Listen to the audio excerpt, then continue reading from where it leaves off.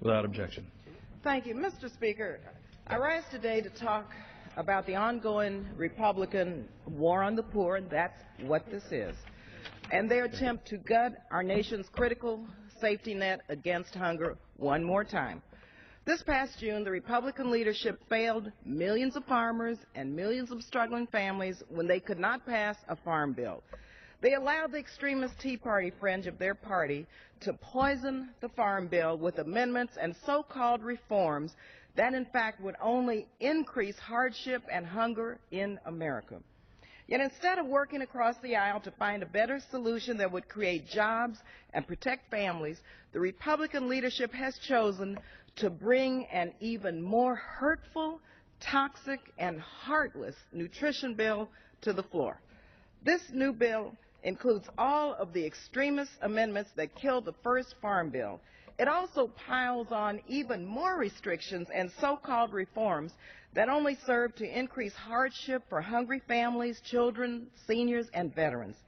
These false reforms will dramatically reduce access to vital nutrition assistance all across America, rural and urban, in every single one of the congressional districts.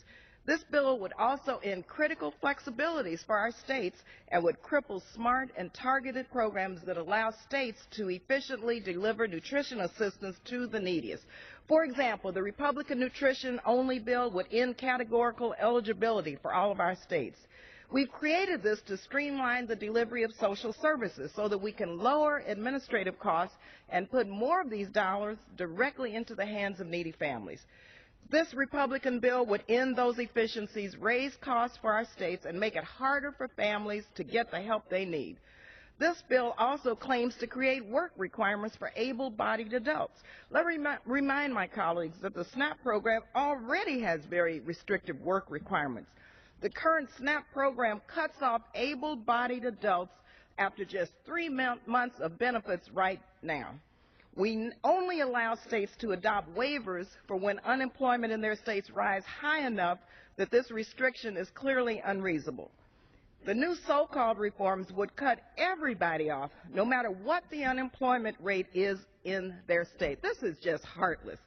These cuts would come at a time when the Republicans have blocked every single effort to pass a real jobs bill in the House and cut job training and job placement assistance.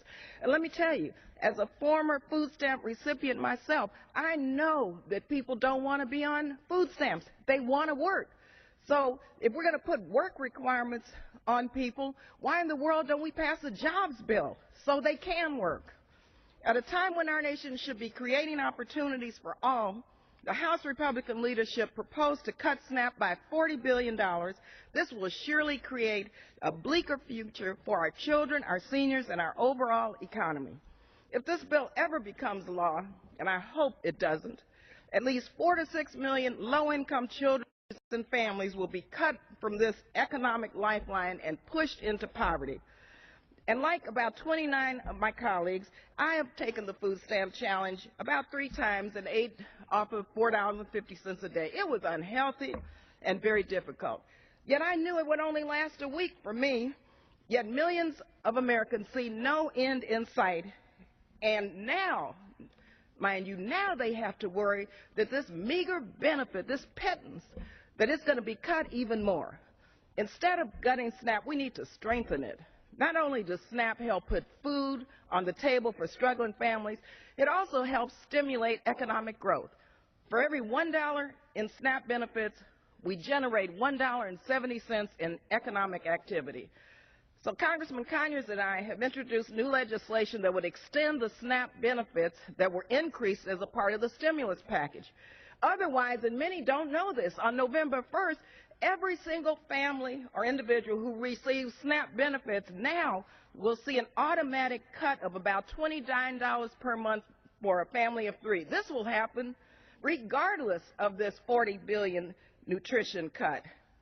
In 2011, SNAP lifted 4.7 million Americans out of poverty.